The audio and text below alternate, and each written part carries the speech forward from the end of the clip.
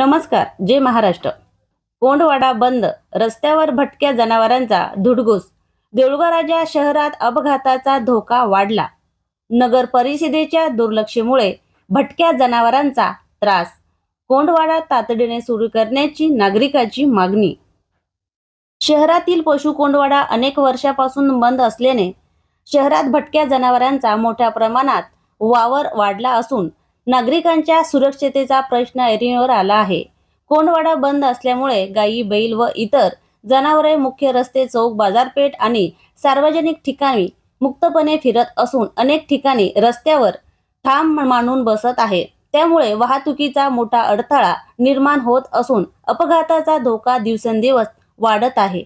शहरातील विविध भागात साचलेल्या कचऱ्याच्या ढिगामुळे भटकी जनावरे अन्नाच्या शोधात तसे मोठ्या संख्येने जमा होत आहेत.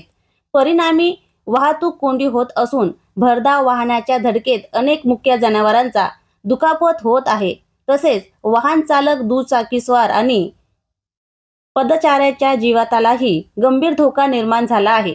स्थानिक नागरिकांच्या मते या गंभीर समस्येकडे नगर परिषद प्रशासनाने पूर्णपणे दुर्लक्ष होत आहे.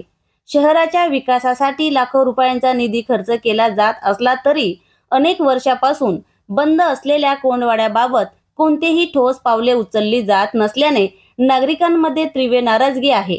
नागरिकांनी वारंवार कोंडवाडा सुरू करण्याची मागणी करूनही प्रशासनाकडून कोणतीही प्रभावी कार्यवाही झालेली नाही. त्यामुळे भटक्या जनावरांची संख्या सातत्याने वाढत असून शहरातील वाहतूक व्यवस्था विस्कळीत होत आहे.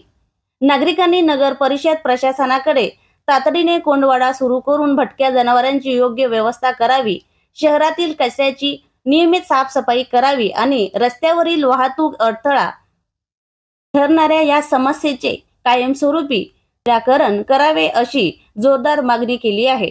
याकडे वेळीच लक्ष न दिल्यास भविष्यात एखादा मोठा अपघात झाल्यास त्याची पूर्णपणे जबाबदारी संबंधित प्रशासन आणि नगर परिषदेवर राहील असा इशाराही नागरिकांनी दिला आहे. एपी न्यूज महाराष्ट्रासाठी आमचे विशेष प्रतिनिधी शब्बीर खान यांची रिपोर्ट.